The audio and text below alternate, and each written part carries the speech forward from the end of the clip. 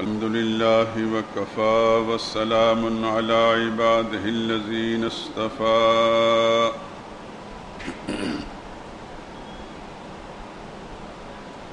خصوصا على سيد الرسل وخاتم الأنبياء وعلى آله المجتبى وأصحابه الأتقياء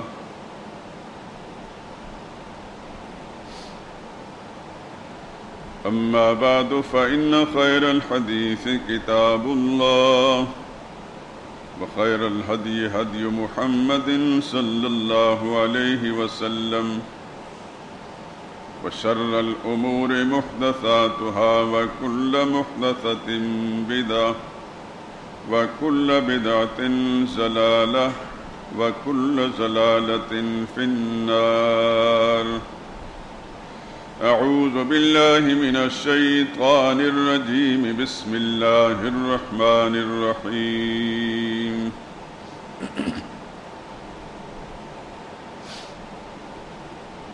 وأيوب إذ نادى ربه أني مسني الضر وأنت أرحم الراحمين فاستجبنا له فكشفنا ما به من ضر وآتيناه أهله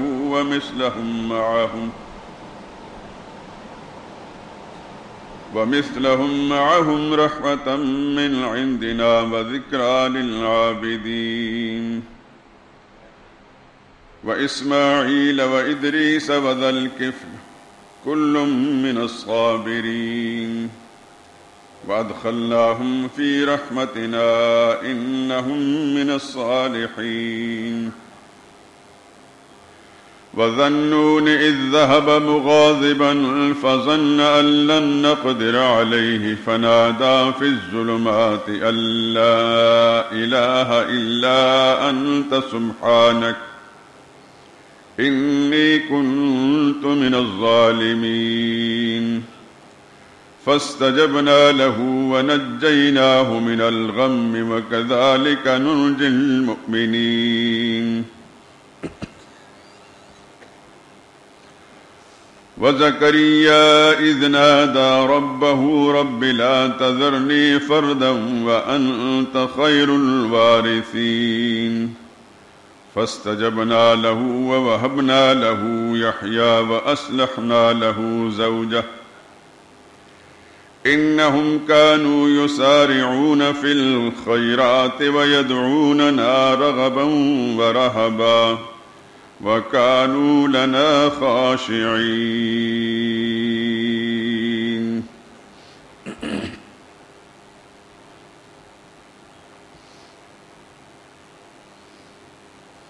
اور ایوب علیہ السلام کو یاد کرو جب انہوں نے اپنے پروردگار سے دعا کی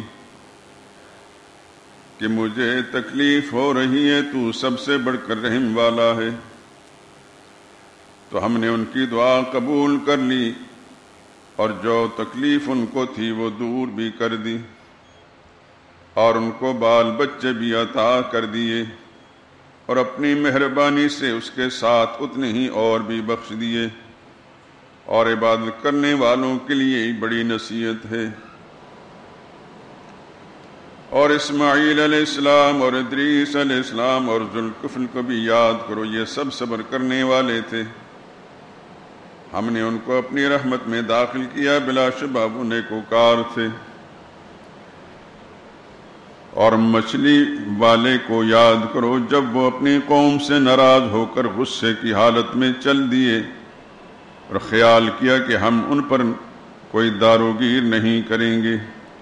آخر اندھیرے میں اللہ کو پکارنے لگے کہ تیرے سوا کوئی کارساز اور مشکل کشا نہیں، تو پاک ہے، بلا شبہ میں ہی قصوروار ہوں. تو ہم نے ان کی دعا قبول کر لی، ان کو اس غم سے نجات بخشی اور ایمان والوں کو ہم اسی طرح نجات دیا کرتے ہیں.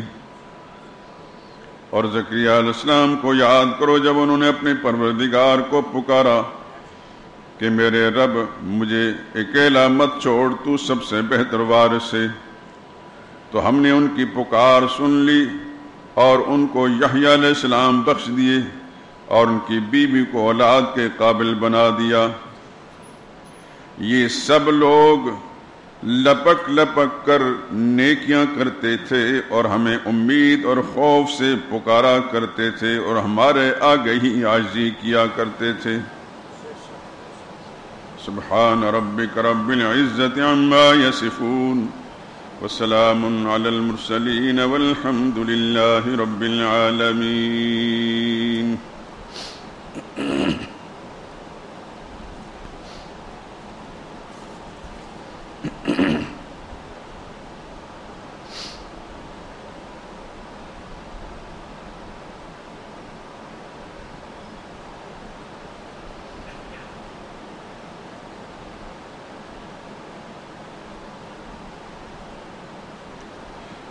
خدا سے بڑھ کے ہو سکتا نہیں ہے مہربان کوئی، خدا سے بڑھ کے ہو سکتا نہیں ہے مہربان کوئی، سوا اس کے نہیں ہے خالق کون و مکان کوئی۔ وہی مجبور مضطر کی دعائیں سننے والا ہے،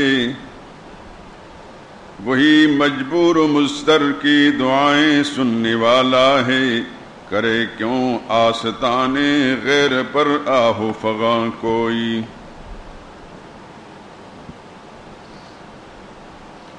دعاؤں میں پکارو اس خدا بندے جہاں ہی کو، نہیں جس کے سوا حاجت روائے دو جہاں کوئی۔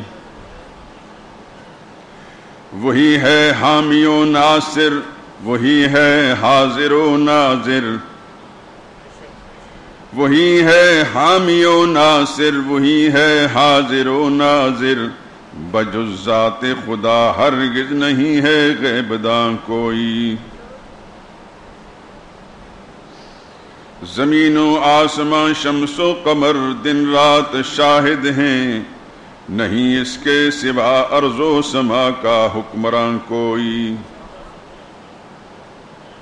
اسی کے قبضہ قدرت میں ہے نفع و ضرر سب کا، سوا اس کے نہیں ہے مالک سود و زیاں کوئی۔ خدا کے نام ہی سے مشکلیں آسان ہوتی ہیں، بنائے تو خدا کے نام کو ورد زباں کوئی۔ یہی تعلیم قرآن ہے، یہی ہے حاصل سنت، نہیں معبود برحق جز خدا بند جہاں کوئی۔ اسی کا دامن رحمت پناہ عاصیاں ہوگا، نہیں ہرگز کہیں اس کے سوا دار الامان کوئی۔ ظہور اللہ کی توحید پر ایمان ہو جس کا، نہ اس کو مال کی پرواہ نہ اس کو خوف جاں کوئی۔ خدا سے بڑھ کے ہو سکتا نہیں ہے مہرباں کوئی، سوا اس کے نہیں ہے خالق کون و مکان کوئی۔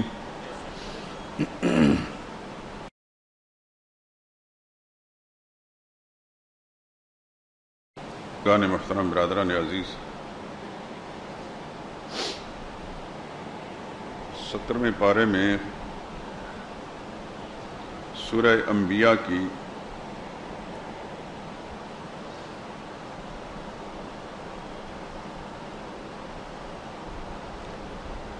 سات آیات کریمہ 84 سے 90 تک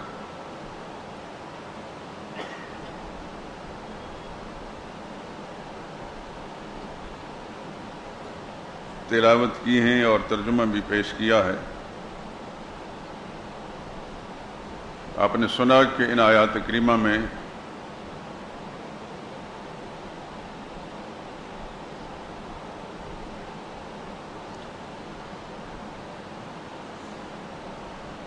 چھ انبیاء اکرام علیہ السلام کا تذکرہ، جن میں سے 3 کا تفصیلاً ہے اور 3 کا اجمالاً ہے۔ جن انبیاء کا تذکرہ تفصیلاً ہے ان میں سے حضرت ایوب علیہ السلام سیدنا یونس علیہ السلام اور سیدنا زکریہ علیہ السلام کا تذکرہ ہے۔ آپ جانتے ہیں کہ تینوں کو کس قسم کی مشکلات پیش آئیں۔ ایوب علیہ السلام کو بیماری لاحق ہوئی، یونس علیہ السلام ایک حادثے کی شکل میں مچھلی کے پیٹ میں چلے گئے، اور زکریہ علیہ السلام اولاد کی نعمت سے محروم تھے۔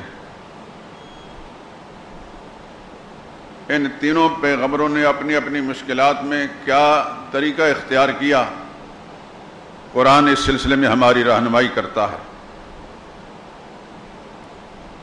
جس طرح کی پریشانیاں ان انبیاء اکرام کو تھیں، آج بھی بیشتر انسانوں کو اس طرح کی پریشانیاں لاحق ہوتی ہیں۔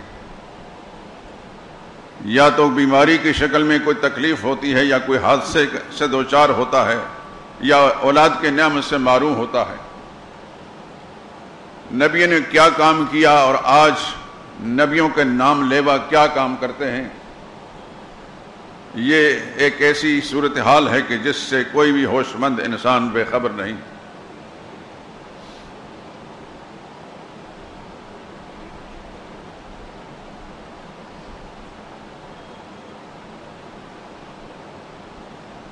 ایوب علیہ السلام اللہ کے پیغمبر، اور آپ جانتے ہیں کہ انبیاء اکرام بڑی بڑی آزمائشوں سے دوچار ہوئے۔ سرور عالم صلی اللہ علیہ وسلم کا یہ ارشاد ہے، ان اشد الناس بلاء الانبیاء ثم الامثل فالامثل، سب سے زیادہ آزمائشیں اللہ کے نبیوں پر آئیں، پھر جو نبیوں کے قریب رہے ان پر آئیں، پھر جو ان کے قریب رہے ان پر آئیں۔ ہمیشہ دعا مانگا کریں میرے دوستو، یا اللہ تو امتحانات سے اور آزمائشوں سے محفوظ فرما، کہ ہم اتنے کمزور لوگ ہیں ہر پہلو سے کہ تیرے امتحان دینے کے قابل نہیں ہیں۔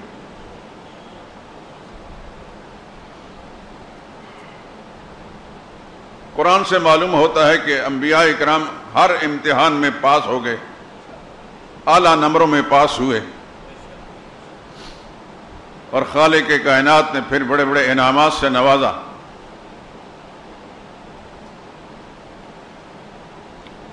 ایک بات یہ بھی معلوم ہوتی ہے اس سے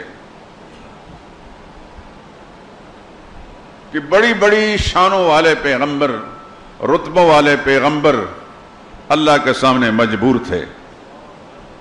یہ مسئلہ ذہن میں رکھیے، ساری کائنات خدا کے سامنے مجبور ہے، اور ایک ذات ہے جو کسی کے سامنے مجبور نہیں، اور وہ ہے اللہ کی ذات۔ وہ مختار ہے، ہر طرح کے اختیار کا مالک ہے۔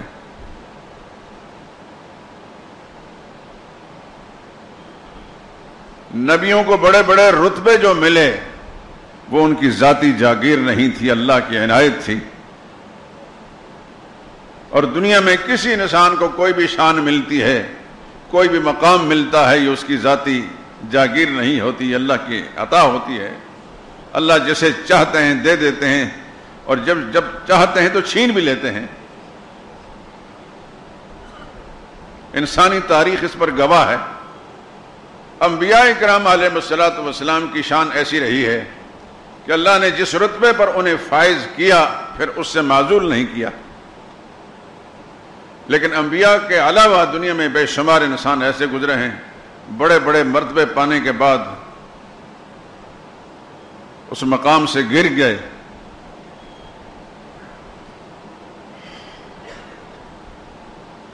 نبی اللہ کے انتخاب سے بنتے ہیں، اور جسے اللہ منتخب کرتے ہیں اپنے علم ازلی علم قدیم سے منتخب فرماتے ہیں، اور جب ان کو منتخب کر لیا تو پھر آئندہ زندگی میں کبھی بھی وہ اللہ کے انتخاب کے خلاف کوئی کام نہیں کرتے۔ وہ دنیا کے بادشاہوں کے انتخاب کی طرح اللہ کا انتخاب نہیں ہوتا کہ کسی حکمران نے اپنی وزارت کے لیے کسی آدمی کا انتخاب کیا اور کچھ ہی دنوں کے بعد جب وہ اس انتخاب کے لائق نہ رہا تو اس کو معزول کر دیا۔ وزارت چھین لی گئی.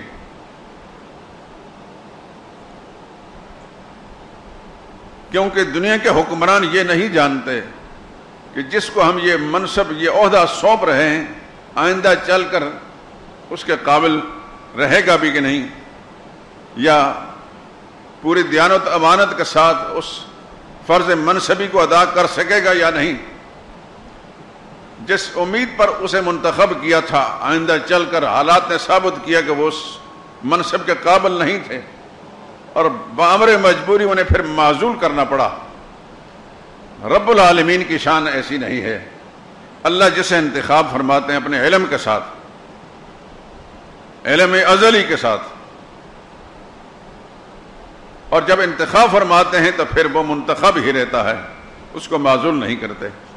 کوئی ایک انسانی تاریخ میں ایسی مثال نہیں کہ جس کو اللہ نے نبوت کے منصب پر سرفراز فرمایا اور پھر وہ معزول کر دیا گیا ہو، نبوت چھین لی گئی ہو. خدا کا جو سچا نبی وہی ہوتا ہے جو اللہ کے انتخاب سے آتا ہے. یہی وجہ ہے کہ جعلی نبی، بناوٹی قسم کے جو نبی تھے، اہل ایمان نے ان کو کبھی تسلیم نہیں کیا. چاہے حضور کے زمانے کا مسلمہ کذاب ہو یا ہمارے زمانے کا مسلمہ پنجاب ہو، جس کو مرزا غلام احمد قادیانی کہتے ہیں. میں نے پنجاب اس لیے کہا، گرداسپور میں، مشرقی پنجاب گرداسپور کا رہنے والا تھا اور وہ پنجاب میں ہے، اس لیے ہمارے اکابر ان کو مسلمہ پنجاب سے تعبیر کرتے تھے. چونکہ وہ بھی جعلی نبی تھا اور یہ بھی جعلی نبی،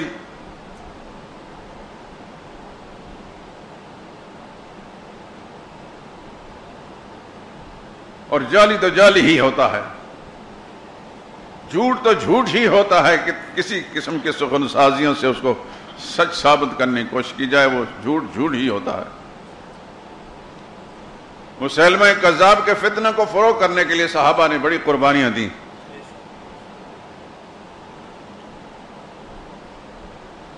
اور مسلمہ پنجاب کے اس فتنے کو فروغ کرنے کے لیے بھی بہت قربانیاں دیں. آپ کا یہ لاہور، اس کی گلیاں، اس کی زمین گواہ ہیں کہ ایک زمانے میں کئی سو مسلمان اس مسئلہ ختم نبوت کی خاطر یہاں انہوں نے جام شہادت نوش کیا. اس وقت کا حکمران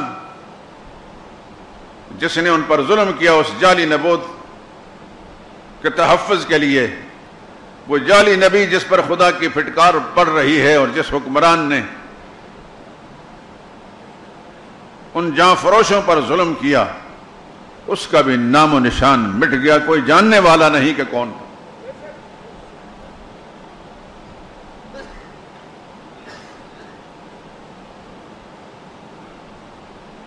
تو یہ انبیاء کرام علیہ الصلوۃ والسلام ہمیشہ آزمائشوں سے دوچار رہے، بڑی بڑی آزمائشیں آئیں اور امتحانات میں پاس ہوئے. نبی کریم صلی اللہ علیہ وسلم نے ارشاد فرمایا، مجھے سب نبیوں سے زیادہ آزمائشوں میں مبتلا کیا گیا. میری ایک گزارش ہے آپ حضرات سے، پڑھے لکھے لوگ ہیں، بہت کچھ پڑھتے ہوں گے آپ، ہر آدمی کی دلچسپی مختلف پہلوؤں سے ہوتی ہے، جیسے اس کی فطرت ہے اس کے مطابق وہ سوچ رکھتا ہے. میری گزارش یہ ہے کہ آپ اللہ کے پاک پیغمبر حضرت محمد مصطفیٰ صلی اللہ علیہ وسلم کی سیرت طیبہ اور حیات مقدسہ اس کو ضرور پڑھا کریں. پھر آپ کی تیار کردہ جو مقدس جماعت ہے صحابہ کرام کے تذکرہ ضرور پڑھا کریں. ایمان کو جلا ملتی ہے، روشنی ملتی ہے، زندگی کسی موڑ پر انسان ٹھوکر کھانے سے محفوظ رہتا ہے. اللہ کی مہربانی اس پر یہ ہوتی ہے کہ پھر وہ دوسروں کا رہنما بن جاتا ہے.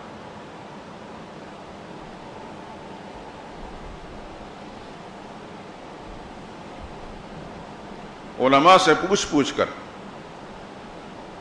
جن علماء پر آپ کو اعتماد ہے کہ یہ عالم واقعتاً عالم ہے اور دیانتدار بھی ہے، اس سے پوچھ کر کسی کتاب وہ انتخاب کریں گے آپ کے لیے بہتر کتاب کا، انشاءاللہ اس سے فائدہ ہی ملے گا۔ ایک بات میں یہاں عرض کر دوں کہ دنیا میں ایک کتاب ایسی ہے جس میں کوئی کمزور چیز نہیں ہے، اور وہ ہے اللہ کا قرآن۔ بس باقی دنیا میں کوئی کتاب ایسی نہیں جس میں کوئی کمزور بات نہ ہو، اور یہ مسلمات میں سے ہے۔ جہاں کوئی کھٹکا محسوس ہو تو کسی عالم دین سے وہی بات جس کے علم اور دیانت پر آپ کو اعتماد ہو اس سے پوچھ لیں۔ خذ ما صفا داما قدر، عربی کا ایک محاورہ ہے، جو صحیح بات آپ کو ملے وہ اپنا لو، جو کمزور بات ہے، جو گدلی بات ہے، اس کو چھوڑ دو۔ یہ اصول اگر بنا لیا جائے تو انشاءاللہ انسان کو کہیں ٹھوکر نہیں لگتی۔ یہاں یہ بات میں اس لیے بھی عرض کر رہا ہوں کہ ہمارے گرد و پیش جھوٹ ہی جھوٹ ہے۔ میں سچ کہتا ہوں، اللہ کی قسم، قرآن میرے ہاتھ میں ہے۔ ایک طالب علم ہوں دین کا، اور نصف صدی کے قریب تو مجھے آپ کے سامنے یہاں کام کرتے گزر گئی۔ اب اتنا عرصہ گزرنے کے بعد بھی انسان اگر بالغ نہیں ہوتا، اس کی عقل بالغ نہیں ہوتی، تو پھر کب بالغ ہوگا؟ قبر میں جا کر تو نہیں ہوتی۔ میں نے اپنی اس زندگی کے اندر ہر طرح کی کتابیں دیکھی، دیکھتا رہتا ہوں۔ میری دلچسپی سوائے کتاب کے کسی اور چیز میں نہیں ہے۔ میں جہاں جاتا ہوں کتابی کا تجسس ہوتا ہے، اور اس عادت کی بنا پر بہت ساری کتابیں اکٹھی کی ہیں، اور وہ جو ایک تجسس کا ایک مادہ ہے طبیعت کے اندر، اس کی بنا پر کھرے اور کھوٹے کی تمیز بھی اللہ پاک کرا دیتے ہیں۔ انشاءاللہ العزیز آپ کسی کتاب کے بارے میں پوچھیں گے تو میں اجمالاً فوراً بتا دوں گا کہ یہ کتاب کس درجہ کی ہے۔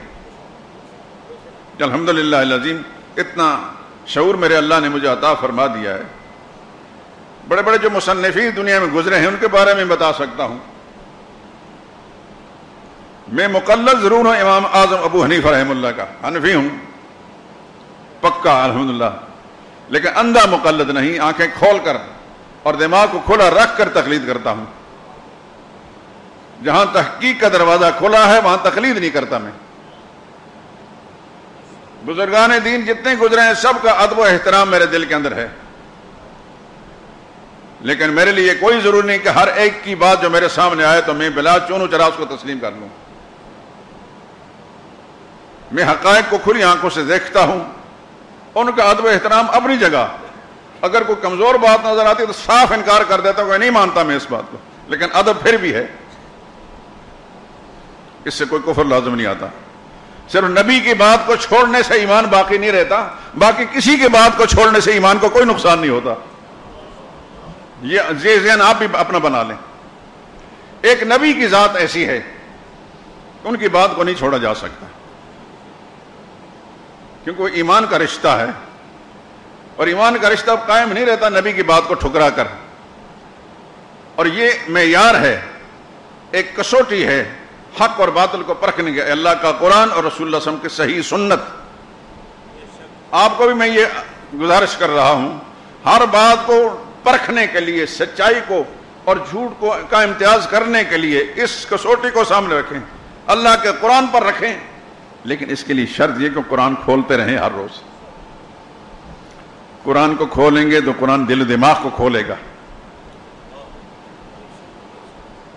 یہ میری گزارش ہے، قرآن کو ہر روز کھولیں، انشاءاللہ پھر آپ کو ٹھوکر نہیں لگے گی۔ سارے جھوٹے، سارے فراڈیے، دھوکہ باز، چکر باز جو ہیں وہ رفو چکر ہو جائیں گے۔ سچ اور جھوٹ کو پرکھنے کے لیے یہ دو معیار ہیں آپ کے پاس، کتاب اللہ اور سنت رسول اللہ۔ ان دونوں کو نہیں چھوڑا جا سکتا۔ علامہ ابن تیمیہ کی قبر پر خدا رحمتیں نازل فرمائے، انہوں نے جا بجا لکھا ہے، کل امام یؤخذ من قولہ ویترک، ہر امام کی بات لی بھی جا سکتی ہے، چھوڑی بھی جا سکتی ہے، الا امام الانبیاء والمرسلین محمد رسول اللہ صلی اللہ علیہ وسلم، سوائے امام الانبیاء مرسلین کے، اور وہ ہے محمد مصطفیٰ صلی اللہ علیہ وسلم، ان کی بات کو چھوڑا نہیں جا سکتا۔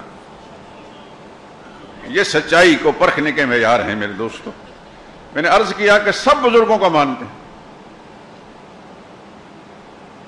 مثال آپ اپنے ماں باپ کا ادب کرتے ہیں، ضروری نہیں ہر بات ان کی ٹھیک ہو، بہت ساری باتیں آپ ان کو چھوڑ دیں گے لیکن ادب تو پھر بھی ہوگا۔ بہت سارے نیک لوگ ہیں، متقی لوگ ہیں، علماء کہلاتے ہیں، صوفی بزرگ کہلاتے ہیں، ان کی باتوں کو ہم نہیں مانتے۔ مثال کے طور پر شیخ عبدالقادر جیلانی رحمۃ اللہ تعالیٰ کو آپ مانتے کہ نہیں مانتے؟ سب مانتے ہیں، بہت بڑے اللہ کا ولی۔ ان کی کتاب غنیۃ الطالبین آپ کے گھر میں بھی ہوگی۔ انہوں نے لکھا ہے کہ رسول اللہ صلی اللہ علیہ وسلم 10 محرم کو پیدا ہوئے۔ حضور صلی اللہ علیہ وسلم محرم پیدا ہوئے ہیں، ربیع الاول میں، لیکن ان کی کتاب میں ہے، تو آپ اس کو مانیں گے تو کیا کفر لازم آ جائیں گے؟ یہ ان کی تحقیق تھی، یا بعد میں کسی نے جعلسازی کے ساتھ ان کتاب میں داخل کر دی؟ اس کو چھوڑنے سے کفر لازم نہیں آتا۔ اسی طریقہ سے ان کی ولایت کو ہم تسلیم کرتے ہیں، بہت بڑا ولی اللہ تسلیم کرتے ہیں، بڑے موحد، بڑے متبع سنت ولی اللہ تھے۔ اس طرح آپ کو بے شمار باتیں کتابوں کے اندر ملیں گی۔ ایک یہ کتاب ہے جس کا نام قرآن ہے، جس کے اندر کمزور بات کوئی بھی نہیں۔ یہ بات میں نے اس وثوق سے کہی کہ میں ایک طالب علم ہوں، تھا اور اب بھی ہوں، اور اسی تجسس میں رہتا ہوں۔ اللہ کی خصوصی مہربانی مجھ پر ہے کہ قرآن کو میں نے اپنا امام بنایا ہے، پیشوا بنایا، اور اس کے بعد سنت محمد مصطفیٰ صلی اللہ علیہ وسلم کو اس کی بنا پر مجھے سچ اور جھوٹ کا پتہ چل جاتا ہے۔ عرض یہ کر رہا تھا کہ انبیاء کرام علیہ الصلوۃ والسلام سب سے زیادہ آزمائشوں اور امتحانات میں مبتلا کیے گئے۔ حضور نے فرمایا مجھے سب سے زیادہ ستایا گیا، لیکن حضور کی زندگی کے حالات، سیرت طیبہ، آپ کی حیات مقدسہ کو پڑھیں گے تو پھر پتہ چلے گا کہ نبی کریم صلی اللہ علیہ وسلم کو کس کس موڑ پر کس کس انداز سے ایذا پہنچائی گئی۔ اپنوں نے، غیروں نے نہیں، اپنوں نے۔ آپ جانتے ہیں کہ پہلی دفعہ صفا پہاڑی پر چڑھ کر محمد مصطفیٰ صلی اللہ علیہ وسلم نے جو اللہ کا پیغام سنایا تھا، پہلی مرتبہ آپ صفا پہاڑی پر گئے ہیں، اللہ بار بار جانا نصیب کرے۔ اس وقت خانہ کعبہ کی یہ عمارت نہیں تھی، دائیں بھائی یہ بڑی بڑی فلک بوس عمارتیں نہیں تھیں، چند کچے گھر تھے۔ نبی کریم صلی اللہ علیہ وسلم صفا پہاڑی پر چڑھ کر سارے قریش کو بلایا اور سب سے پہلے اپنے بارے میں پوچھا کہ مجھے کیا مانتے ہو؟ سب نے کہا کہ آپ سے زیادہ راست باز اور سچا دیانتدار کوئی بھی نہیں، کسی معنی جنا ہی نہیں۔ تو رسول اللہ نے فرمایا پھر ایک بات کہتا ہوں جس میں تمہاری بھلائی ہے، قولوا لا الہ الا اللہ۔ اس بات کو زبان سے بھی کہہ لو اور دل سے مان لو کہ اللہ کے سوا کوئی اور الہ نہیں ہے، تفلحوا، تم کامیاب ہو جاؤ گے، بچ جاؤ گے۔ اتنا جملہ کہنے پر سارا مجمع بدک گیا، بگڑ گئے، پتھر پھینکا سب سے پہلے اپنے خون نے رسول اللہ صلی اللہ علیہ وسلم کا سگا چچا ابو لہب، اس نے پتھر اٹھا کر رسول اللہ صلی اللہ علیہ وسلم پر پھینکا، اور اللہ تعالیٰ کو اس کا یہ عمل اس قدر ناپسند ہوا کہ اللہ نے پھر قرآن میں ایسی سورت نازل کر دی، سورہ تبت، جو قیامت تک ہر مسلمان جب پڑھے گا تو تبت یدا ابی لہب پڑھ کر اس کے لیے بدعا کرے گا۔ ابو لہب کے دونوں ہاتھ ٹوٹ گئے، تب وہ خود بھی ہلاک ہو گیا۔ وہ غیر نہیں تھا، اپنا خون تھا، ہاشمی تھا، آج کی اس اصطلاح میں سید بادشاہ تھا، شاہ صاحب تھے۔ ناراض کوئی نہ، کیونکہ سید کو شاہ صاحب کہتے ہیں، اور تھا بھی بڑا خوبصورت۔ ابو لہب اس کو اس لیے کہا جاتا ہے کہ اس کے چہرے سے چمک شعلے نکلتے تھے۔ اس کا نام ابو لہب نہیں تھا، نام عبد العزہ تھا۔ عبد العزہ، عزہ مشرکین کا ایک بت تھا، اس کے نام پر اس کا نام رکھا گیا تھا. یہ عزا کا پیروکار ہے, اس کا بندہ ہے. نام ابو لہب نہیں تھا, لیکن ابو لہب اس کو اس لیے کہا کرتا تھا, بہت خوبصورت انسان تھا. لیکن میرے اللہ نے جب اس کی مذمت میں صورت نازل کی تو نہ اس کی خوبصورتی کو دیکھا کہ کتنا خوبصورت اور حسین ہے, نہ یہ دیکھا کہ یہ سید بادشاہ ہے, محمد مصطفیٰ صلی اللہ علیہ وسلم کا حقیقی چچا ہے. کیونکہ وہاں اس حسب و نسب کی کوئی اہمیت نہیں. میرے اللہ کے نزدیک ایمان کی قیمت ہے, اعمال کی قیمت ہے. ان اکرمکم عند اللہ اتقاکم, تم میں سے سب سے زیادہ اللہ کے نزدیک معزز وہ ہے جو خدا سے ڈرتا ہے. تو حضور صلی اللہ علیہ وسلم کو آزمائشوں نے گھیر لیا, اتنی آزمائشیں کہ اس کی تفصیل میں جاؤں تو سارا موضوع ہٹ سے نکل جاؤں گا. عرض یہ کر رہا تھا کہ یہ 3 پیغمبر جن کا میں نے ذکر کرنا ہے آپ کے سامنے, سیدنا ایوب علیہ السلام, یونس علیہ السلام اور زکریا علیہ السلام. ایوب علیہ السلام بیمار ہو گئے.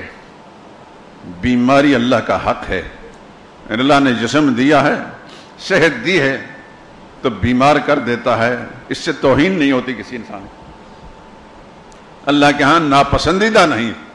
یاد رکھے کہ مومن کی بیماری, مومن کی تکلیف اللہ کے نزدیک اس کے رتبے بڑھاتی ہے اور گناہوں کو کم کرتی ہے, اور کسی کافر کی بیماری اس پر اللہ کا عذاب ہوتا ہے. یہ فرق ہے.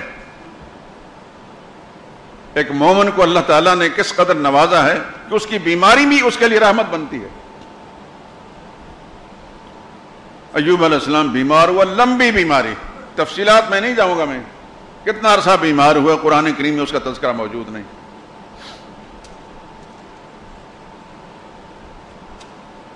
بچے مر گئے, بیویاں ساتھ چھوڑ گئیں, اتنی بیماری کہ سب رشتہ داروں نے منہ موڑ لیا, اہل محلہ نے الگ کر دیا. یہ معمولی آزمائش ہے. یہ سب کچھ برداشت کرتے رہے اور حرف شکایت زبان پر نہیں لائے. ایک دفعہ ایسا واقعہ ہوا, ان کی اہلیہ, ایک ہی اہلیہ مخلص جو ان کی خبر گیری کرتی تھی, ان کے لیے محنت مشقت کر کے کھانا پینا لاتی تھیں, خدمت کرتی تھیں, باہر سے واپس آئیں. راستے میں ابلیس ملا انسانی شکل میں, شیطان ملا ایک ہمدرد انسان کی شکل میں. اور یہ آپ اچھی طرح سمجھ لیجئے کہ 2 مخلوق اللہ کی ایسی ہے کہ جو ہر شکل بدل لیتی ہے, ایک جن اور دوسرے ملائکہ. یتشکل باشکال مختلفہ. آپ جنات کو دیکھیں گے وہ کسی جانور کی شکل میں سامنے آ رہے ہیں, سانپ اور بچھو کی شکل میں ہیں, کتے کی شکل میں ہیں, بلی کی شکل میں ہیں, انسان کی شکل میں, ہر شکل. یتشکل باشکال مختلف. چونکہ یہ نبی کی بیوی تھی, ابلیس نے وہاں بھی کوشش کی اپنے شیطانی اثرات پہنچانے کی, اور ایک شرکی عمل بتایا. اور وہ اللہ کی بندی, آپ جانتے ہیں کہ جو آدمی مجبور ہوتا ہے, پریشان ہوتا تھا, جو بھی کسی قسم کو علاج بتاتا ہے, کوئی وظیفہ بتاتا ہے, تو پھر اس کو اپنانے کی کوشش کرتا ہے. اس نے آ کر ایوب علیہ السلام کے سامنے ذکر کیا کہ آج مجھے ایک بڑا ہی نیک آدمی ملا تھا, بڑا ہمدرد تھا, اس نے اس طرح وظیفہ بتایا ہے. اس وظیفے میں شرک تھا. تو اللہ کے پیغمبر سمجھ گئے کہ اب یہاں تک نوبت آ گئی کہ ابلیس بھی میرے گھر کے اندر شرک داخل کر رہا ہے. یہ جان لیجئے میرے دوستو کہ شرک سے زیادہ ناپسندیدہ چیز نہ خدا کے نزدیک ہے نہ انبیاء کے نزدیک ہے.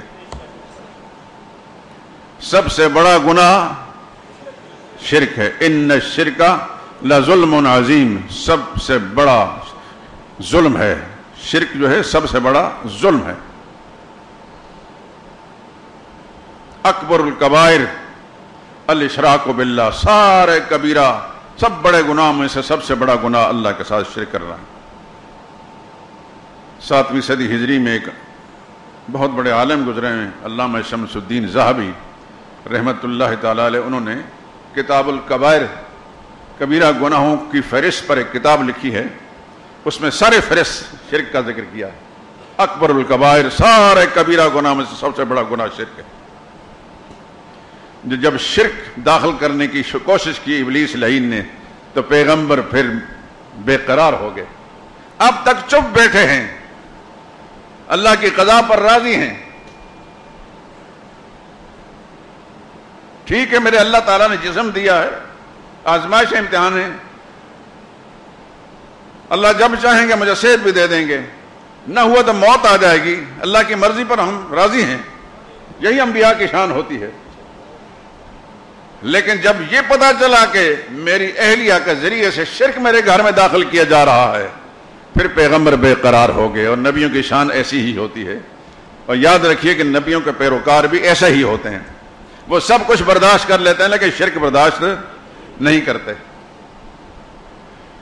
شرک چاہے اس کے ماں باپ کی طرف سے تلقین کی جا ہو یا استاد کی طرف سے آئے، شرک کو برداشت نہیں کرتے۔ دوستوں یاروں کی طرف سے آئے، پیاروں کی طرف سے آئے، شرک کو برداشت نہیں کرتے۔ ایک مسلمان کی شان یہی ہے، یہی ہونی چاہیے۔ بس ایوب علیہ السلام جب بے قرار ہوئے، وَأَيُّوبَ إِذْ نَادَىٰ رَبَّهُ أَنِّي مَسَّنِيَ الضُّرُّ وَأَنْتَ أَرْحَمُ الرَّاحِمِينَ۔ ایوب علیہ السلام کا حال دیکھو جب انہوں نے پکارا اپنے پروردگار کو، اذ نادا ربہ، اذ نادا ربہ، پکارا کس کو؟ اپنے رب کو۔ میں یہی آپ کے ذہن میں ڈالنا چاہتا ہوں، پیغمبر مصیبت میں پھنسنے والا پیغمبر، تکلیفوں میں مبتلا پیغمبر، جب تکلیف رفع کرانے کے لیے ہاتھ اٹھاتا ہے تو کس کے سامنے دامن پھیلاتا ہے؟ اذ نادا ربہ، پکارا اپنے رب کو، پکارا اپنے داتا کو۔ آپ حیران ہوں گے یہ کیا کہہ دیا، داتا تو یہاں لاہور میں کوئی اور ہے۔ سنسکرت زبان میں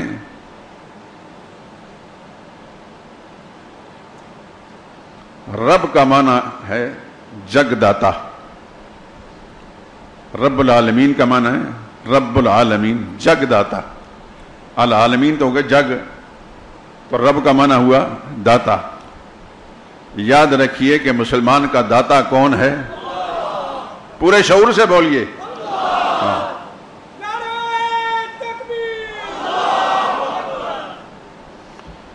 جہاں ہمارے لاہور میں اللہ کا ایک نیک بندہ مدفون ہے، اللہ کا ولی، خدا کی کروڑوں رحمت نازل ہون پر، ان کا نام علی ہے، علی بن عثمان حجویر، افغانستان میں ایک علاقہ ہے حجویر، وہاں سے تشریف لائے تھے 4 صدی ہجری میں، کم و بیش 1000 سال گزر چکا ہے۔ شیخ عبد القادر جیلانی سے بھی 200 سال پہلے گزرے ہیں۔ ان کا نام ہے علی بن عثمان، والد کا نام عثمان ہے، ان کا اپنا نام کیا ہے؟ علی ہے۔ یہ ابلیس لعین نے اپنے پیروکاروں کے ذریعے سے یہ نام مشہور کرا دیا، اور ہر جاہل اور ہر پڑھا لکھا، کیا مولوی اور کیا غیر مولوی، داتا صاحب۔ داتا کون ہے؟ اللہ۔ داتا کون ہے؟ رب کون ہے؟ تو رب کا معنی ہے داتا۔ اگر رب اللہ کو مانتے ہیں تو پھر داتا بھی اللہ کو مانو۔ ایوب اذ نادا ربہ، ایوب علیہ السلام نے پکارا اپنے رب کو، اپنے داتا کو۔ کیا کہا؟ انی مسنی الضر، میرے پروردگار آج مجھے بڑی تکلیف پہنچی ہے۔ یہ نہیں کہا کہ میں جسمانی تکلیف، جسمانی تکلیف سے بڑھ کر ذہنی تکلیف ہوتی ہے دوستو۔ ذہنی تکلیف سب سے بڑی مصیبت ہوتی ہے. انی مسنی الضر وانت ارحم الراحمین، تو سب سے بڑا رحم کرنے والا ہے. میرے دوستو غور فرمائیے، ایوب علیہ السلام اپنی تکلیف کو رفع کرانے کے لیے بھی کسی دنیاوی درگاہ پر نہیں گئے، اپنے سے پہلے کسی پیغمبر کو نہیں پکارا، اس کے نام کی دعائیاں نہیں دیں. پکارا تو اس کو پکارا جو پکارنے کے لائق ہے، اور وہ اللہ کی ذات ہے. کیا فرمایا؟ رب انی مسنی الضر، میرے داتا مجھے بڑے تکلیف پہنچی ہے، وانت ارحم الراحمین، تو سب سے بڑا رحم کرنے والا ہے، میرے حال پر رحم فرمایا.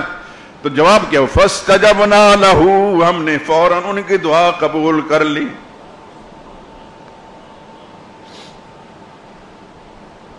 قرآن کا انداز دیکھیے، فاستجبنا، ہم نے فوراً قبول کر لی ان کی دعا کو، وہاں دیر نہیں.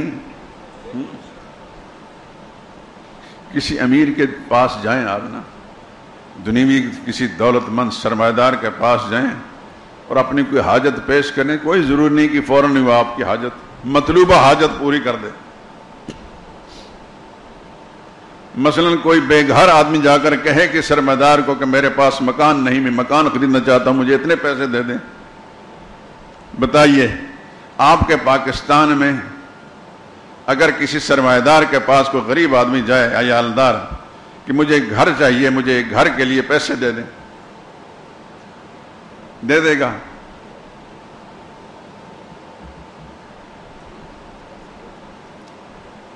مگر ایک گھر ایسا ہے، ایک در ایسا ہے جہاں سے جو مانگو. اللہ اکبر، کاش کہ مسلمان کو یہ بات سمجھ میں آ جائے. فاستجبنا لہ، ہم نے ایوب علیہ السلام کی درخواست قبول کر لی. فکشفنا ما بہ من ضر، ہم نے اس کی تکلیف کو بھی ہٹا دیا. بیوی گھر نہیں تھی، قرآن کریم میں ہے. اللہ نے فرمایا اور ارکض برجلک، میرے پیغمبر اپنی پاؤں کی ٹھوکر ماریے، پانی نکلے گا، اس پانی سے غسل کیجئے، جسم کی ظاہری بیماری کے اثرات بھی ختم ہو جائیں گے. پانی پی لیجئے، اندر کے اثرات بھی ختم ہو جائیں گے.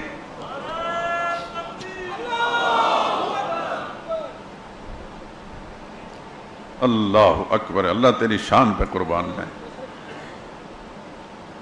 جس حال میں بیمار ہوئے تھے، جوانی کی حالت تھی، اللہ نے اس وقت وہی جوانی لوٹا دی. بیوی باہر گئی تھی، واپس آئیں، دیکھی کہ حسین نوجوان بیٹھا ہے. یکا یک جو نظر پڑی تو گھبرا گئی، میرے شوہر کہاں گئے؟ التجا کرنے کے گھبراہٹ کے عالم میں، خدا کے بندے بتاؤ یہاں میرے بیمار شوہر تھے، وہ کہاں گئے؟ ایوب علیہ السلام نے ایک لمحہ توقف کرنے کے بعد فرمایا، اللہ کے بندی ذرا غور دیکھیں، میں ہی تمہارا شوہر ہوں.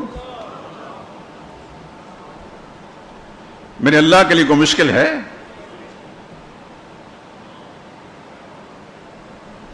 فاستجبنا لہ فکشفنا ما بہ من ضر، وہ تکلیف بھی رفع کر دی. وآتیناہ اہلہ، اور اس کے گھرانے کے جو لوگ مر گئے تھے، بیویاں جدا ہو گئی تھی، بیویاں بھی دوبارہ مل گئیں، بچے بھی مل گئے. وَمِثْلَهُمْ مَعَهُمْ، جتنے بچے موجود تھے اتنے اور دے دیے. رَحْمَةً مِّنْ عِنْدِنَا، قرآن یہ سمجھا، رَحْمَةً مِّنْ عِنْدِنَا، یہ کسی اور کی مہربانی نہیں تھی، یہ ہماری مہربانی تھی. رَحْمَةً مِّنْ عِنْدِنَا، قرآن یہ سمجھا رہا ہے. وَذِكْرَى لِلْعَابِدِينَ، یہ واقعہ، یہ قصہ، یہ ایک نصیحت ہے اللہ کے نیک بندوں کے لیے. جسمانی تکلیف آئے تو کس کو پکارنا چاہیے؟ پکار کے لائق کون ہے؟ یہ جسم دیا کس نے ہے؟ اگر دیا اس نے ہے تو اس کو تکلیف میں مبتلا کر کے پھر صحت مند نہیں کر سکتا. کسی اور نے دیا نہیں، کوئی اور مالک نہیں، تو پھر اس کے حالات میں تبدیلی کوئی اور کیسے لا سکتا ہے؟ جو مالک ہے وہی تبدیلی لا سکتا ہے.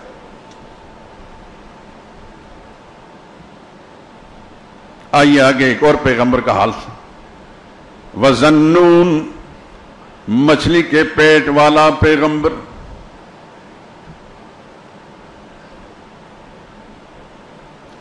اِذْ ذَهَبَ مُغَاضِبًا، یونس علیہ السلام عظیم نبی ہیں، اور ان کی عظمت کا حال یہ ہے کہ ایک حدیث میں، صحیح حدیث میں ہے، نبی کریم صلی اللہ علیہ وسلم نے فرمایا کہ مجھے یونس بن متہ پر فضیلت نہ دو.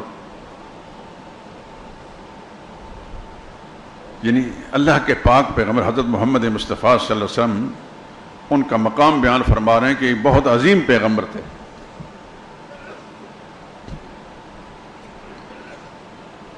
آپ سن چکے ہیں اس سے پہلے کہ طائف کے مقام پر جب رسول اللہ پر تشدد کیا گیا اور لہو لہان ہو گئے تو مشرک خاندان کا ایک غلام تھا، عیسائی غلام، حضرت عداس، بعد میں حضرت بنے، اس وقت حضرت نہیں تھے. ان مشرکوں کو حضور صلی اللہ علیہ وسلم کی اس زخمی حالت اور پریشانی والی حالت میں ترس آ گیا، اور اپنے اس غلام کو ایک پلیٹ کے اندر انگور اور اس طرح کے دوسرا پھل دے کر بھیجا کہ جاؤ اجنبی مسافر کو دے آؤ. وہ باغ میں نے دیکھا، میرے دوست، 2 دفعہ میں گیا ہوا. مجھے دلچسپی تھی نبی کریم صلی اللہ علیہ وسلم جہاں جہاں بھی حضور صلی اللہ علیہ وسلم گزرے ہیں، جہاں تک میرا بس چلا ہے وہاں میں پہنچا ہوں.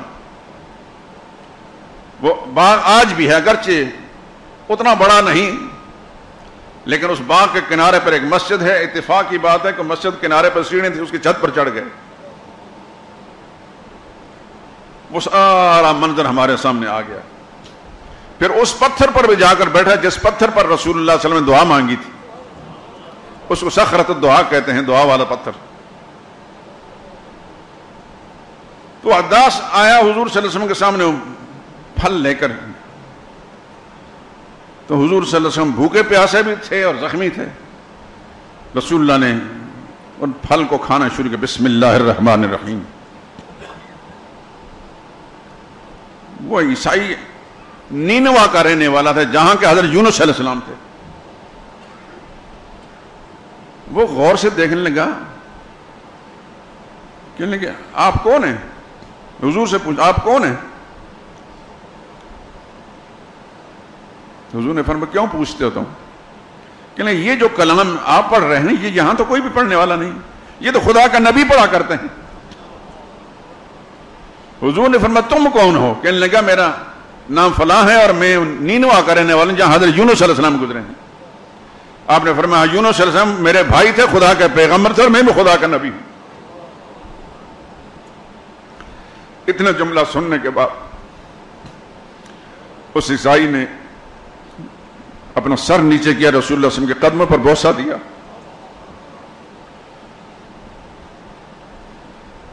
اس کے مالک دور سے دیکھ رہے تھے.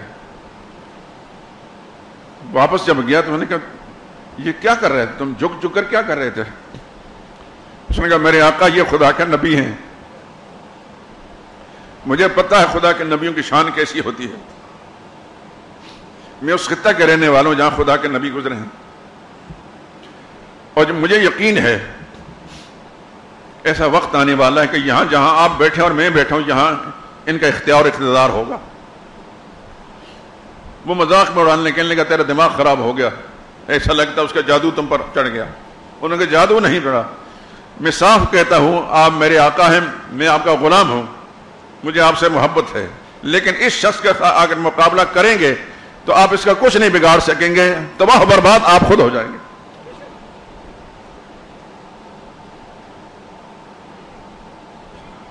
تو یونس علیہ السلام عظیم پیغمبر گزرے ہیں، ان کا تذکرہ ہے. انہیں جس بستی کی طرف اللہ تعالیٰ نے مبعوث کیا تھا وہ سارے مشرک تھے.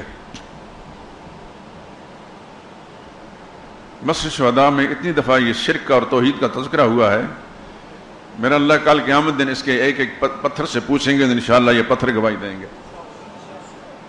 اور آپ بھی گواہی دیں گے۔ میری دعا ہے کہ اللہ تعالیٰ آپ کو پکا موحد بنائے، کہ توحید کی برکت اللہ آپ کی نسلوں کے اندر جاری ساری کر دے۔ یونس علیہ السلام جس مشرک قوم کی طرف مبعوث ہوئے، انہوں نے یونس علیہ السلام کی بات کو نہیں مانا۔ آخر یونس علیہ السلام ان سے ناراض ہو کر اس بستی سے نکل گئے اور یہ فرما گئے 3 دن میں تم پر خدا کا عذاب آ جائے گا۔ یونس علیہ السلام جب نکلے تو بستی والوں کو خیال گزرا کہ یہ خدا کے پیغمبر تھے، ان کا کہنا غلط نہیں ہوگا، جو انہوں نے کہا ہے ویسا ہی ہوگا۔ ان کی قسمت تھی کیا دنیا کی قومیں یہ واحد قوم گزری ہے، ان کو خیال گزرا تو اللہ تعالیٰ نے ان کو عذاب سے بچا لیا۔ سارے بستی والے، مرد، عورتیں، بوڑھے، جوان، بچے، جانوروں سمیت بستی چھوڑ کر ویرانوں میں نکل گئے اور بچوں کو ماؤں سے جدا کر دیا۔ بچے بھی رو رہے ہیں اور مائیں بھی رو رہی ہیں، اور ساری قوم جو خدا کے سامنے گڑ گڑا رہی ہے۔ اور جب رو رہے تھے تو خدا کا عذاب سامنے آیا ہوا تھا، آیا ہوا خدا کا عذاب ٹل گیا اس سے۔ ادھر یونس علیہ السلام بستی چھوڑ کر جب باہر نکلے اور اس خیال سے کہ اس پر خدا کا عذاب آ جائے گا، قضاء و قدر کے فیصلے تھے کہ کشتی پر کسی سمندری سفر لاحق تھا، کشتی میں بیٹھے، خدا کا کرنا ایسا ہے۔ وہ کشتی جو ہر وقت آتی جاتی مسافروں کو لاتی لے جاتی تھی، اب اللہ کا نبی بیٹھا تو وہ ڈول رہی ہے۔ کشتی والوں نے کہا کشتی میں وزن زیادہ ہے، کسی آدمی کو اتارنا پڑے گا۔ اب اترے کون؟ یونس علیہ السلام کی طرف تو کسی کا ذہن نہیں منتقل ہو رہا۔ آخر انہوں نے حال اس کا تلاش کیا، قرآن اندازی کی۔ قرآن اندازی میں یونس علیہ السلام کا نام نکلا، قرآن میں موجود ہے، فَسَاهَمَ فَكَانَ مِنَ الْمُدْحَضِينَ۔ یونس علیہ السلام کے نام پر قرآن نکلا۔ یونس علیہ السلام سمجھے گا اللہ کا امتحان ہے مجھ پر۔ یونس علیہ السلام نے خود چھلانگ لگا دی دریا میں۔ ادھر پیغمبر دریا میں چھلانگ لگا رہے ہیں اور میرا رب جو آسمانوں پر ہے وہ بے خبر نہیں ہے، وہ دیکھ رہا ہے، وہ جان رہا ہے میرا نبی کہاں جا رہا ہے۔ اس نے اپنی مخلوق میں سے ایک مچھلی کو حکم دیا کہ پہنچ وہاں جہاں میرا پیغمبر دریا کے اندر پہنچا ہے، وہاں جا کر اس کو لقمہ بنا لے، لیکن غذا نہیں بنانا۔ ایک عرصے تک تمہارا پیٹ میرے نبی کا، لوگوں نے قید خانہ لکھا ہے، میں مہمان خانہ کہتا ہوں۔ کچھ عرصے تک میرا نبی تمہارے پیٹ کے اندر رہے گا، غذا نہیں بنانا۔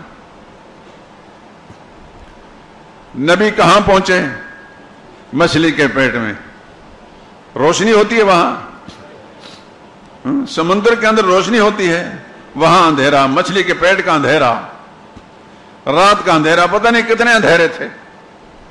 لیکن یونس علیہ السلام وہاں پہنچ کر کیا سوچ رہے تھے کہ اب میرا رب مجھے نہیں دیکھ رہا، میرے رب کو میرے حالات کا پتہ نہیں۔ میرے دوستوں، انبیاء کے یہ قصے میرے اور آپ کے لیے ایک مستقل سبق ہیں۔ بڑی سی بڑی مصیبت آئے، اپنے رب سے اپنی نگاہ نہیں ہٹانی چاہیے۔ رب وہاں بھی دیکھ رہا ہے اور ہر جگہ مدد کرنے پر قادر ہے۔ یونس علیہ السلام مچھلی کے پیٹ میں پہنچتے ہیں، ان کا عقیدہ اور ایمان دیکھیے۔ وَظَنُّونِ إِذْ ذَهَبَ مُغَاضِبًا، مچھلی والا پیغمبر جب قوم سے ناراض ہو کر نکل پڑا تھا، فَظَنَّ، اس نے سمجھا کہ ہم اس پر کوئی مواخذہ نہیں کریں گے۔ یہ مواخذہ کیا تھا؟ در حقیقت یونس علیہ السلام سے یہ ایک چوک ہو گئی کہ بستی سے نکلنے سے پہلے اللہ تعالیٰ کے حکم کا انتظار کرتے، حکم کا انتظار نہیں کیا، ویسے نکل گئے۔ اور یہ جو حکم کا انتظار نہ کرنا ہے، یہ ہے اللہ کا مواخذہ۔ فَظَنَّ، انہوں نے سوچا ہم مواخذہ نہیں کریں گے، داروگی نہیں کریں گے۔ داروگی تو ہو گئی، مچھلی کے پیٹ میں چلے گئے۔ فَنَادَا فِي الظُّلُمَاتِ، لیکن وہاں پہنچ کر بھی اپنے رب سے لا تعلق نہیں ہوئے۔ میرے دوستو، یونس علیہ السلام کا قصہ سبق دے رہا ہے کہ بڑی سی بڑی مصیبت بھی آئے، میرا رب زندہ ہے، اسی کے دروازے پر دستک دینی چاہیے۔ بڑی سی بڑی مشکلات آئیں، اللہ کو نہیں بھلانا چاہیے۔ اگرچہ دنیا دار الاسباب ہے، اسباب اختیار کریں لیکن نظر اسباب پر نہ رکھیں، نظر مسبب الاسباب پر رکھیں جو سارے اسباب کو فعل بھی کر دیتا ہے، کامیاب بھی بنا دیتا ہے۔ یونس علیہ السلام مچھلی کے پیٹ میں پہنچتے ہیں لیکن اپنے رب سے غافل نہیں ہیں، وہاں بھی پکارتے فنادا فی الظلمات، پکارا یونس علیہ السلام نے ان اندھیروں میں، کیا کہا؟ اللہ الہ الا انت۔ اب لا الہ کا معنی بھی آپ کو آ جائے گا، لا الہ الا انت، کوئی مشکل کشا نہیں تیرے سوا، میرے اللہ میں مشکل میں پھنس گیا ہوں لیکن اس مشکل سے باہر نکالنے والا تیرے سوا کوئی نہیں۔ انی کنت من الظالمین، مان لیتا ہوں کہ مجھ سے قصور ہو گیا، مجھے آپ کے حکم کا انتظار کرنا چاہیے تھا۔ تو پھر کیا جواب ہے؟ فاستجبنا لہ، وہی انداز، ہم نے فوراً یونس علیہ السلام کی فریاد سن لی، وَنَجَّيْنَاهُ مِنَ الْغَمِّ، اور ہم نے اس مصیبت سے ان کو نجات بھی دے دی۔ قرآن کے دوسرے مقام میں اس مضمون کو یوں لکھا گیا ہے،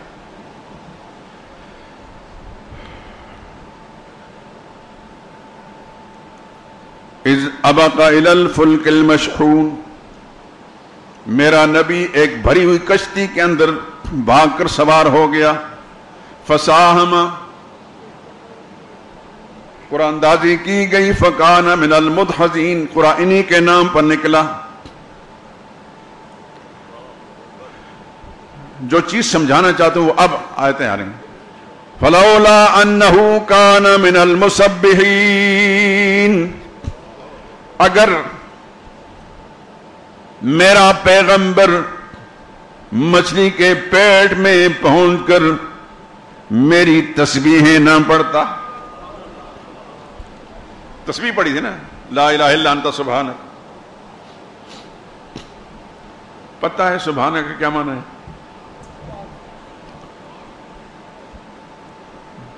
سوچ کر جواب دیجئے اور کھل کر جواب دیجئے، سبحانک کیا معنی ہے؟ اللہ تو پاک ہے، کس چیز سے؟ جس طرح ہمارا کپڑا پاک ہوتا ہے، جیسے زمین پاک ہوتی ہے، اس طرح پاک ہے۔ اللہ کس چیز سے پاک ہے؟ شریکوں سے پاک ہے۔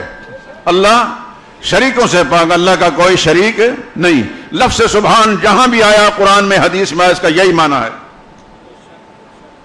اللہ شریکوں سے پاک ہے۔ پیغمبر وہاں جا کر بھی التجائیں دے، اللہ تو ہر قسم کے شریکوں سے پاک ہے، کمزوریوں سے پاک ہے، نقائص سے پاک ہے، قصور سے پاک ہے، فتور سے پاک ہے، عیبوں سے پاک ہے، اور مشکل کشا بھی تو ہی ہے۔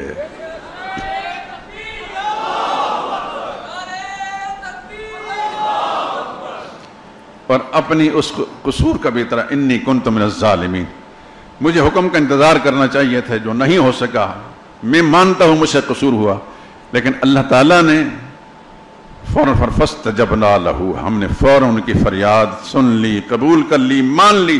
ونجیناہ من الغم لولا انہ کان من المسبحین، اگر وہ ہماری تسبیح نہ پڑھتا، للبث فی بطنہ الی یوم یبعثون، اللہ فرماتے ہیں قیامت آ جاتی، مچھلی کے پیٹ سے باہر نہ نکل سکتے۔ مچھلی کے پیٹ سے باہر کس نے نکالا؟ ہر مصیبت سے نجات دینے والی ذات کون ہے؟ صرف اللہ کی ہے۔ دوستو یہی عقیدہ سمجھ میں آ جاتا ہے، انشاءاللہ عقیدہ توحید سمجھ میں آ جاتا ہے۔ اور اس مضمون کے ساتھ ایک اور چیز بھی آپ کو میں سمجھانا چاہتا ہوں۔ اللہ نے فرمایا وَنَجَّيْنَاهُ مِنَ الْغَمِّ، یونس علیہ السلام کو ہم نے اس غم سے نجات دی۔ آیت کا اگلا ٹکڑا ہے یہ میرے اور آپ کے لیے، وَكَذَلِكَ نُنْجِي الْمُؤْمِنِينَ، وَكَذَلِكَ نُنْجِي الْمُؤْمِنِينَ، ایمان والے اس انداز سے ہمیں جب بھی پکاریں گے، ہم ایمان والوں کو یوں ہی نجات دیتے رہا کریں گے۔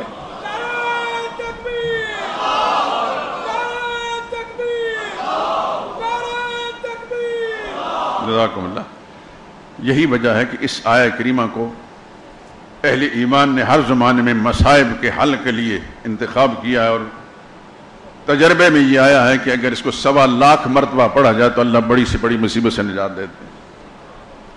لیکن یاد رکھیں کہ پڑھنے کے ساتھ ساتھ اس پر ایمان بھی ہو، لا الہ الا انت سبحانک انی کنت، اس پر ایمان بھی ہو، جو آیت کے اندر مضمون موجود ہے وہ انسان کا ایمان بھی ہو، تو پھر انشاءاللہ اس کے نتائج بڑے عجیب نکلتے ہیں۔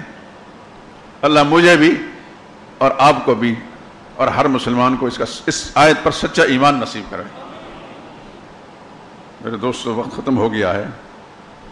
ایک پیغمبر کا حال رہتا ہے، انشاءاللہ زندگی نے ساتھ دیا تو پھر اس پر کریں۔ سبحانک اللہم و بحمدک، لا الہ الا انت۔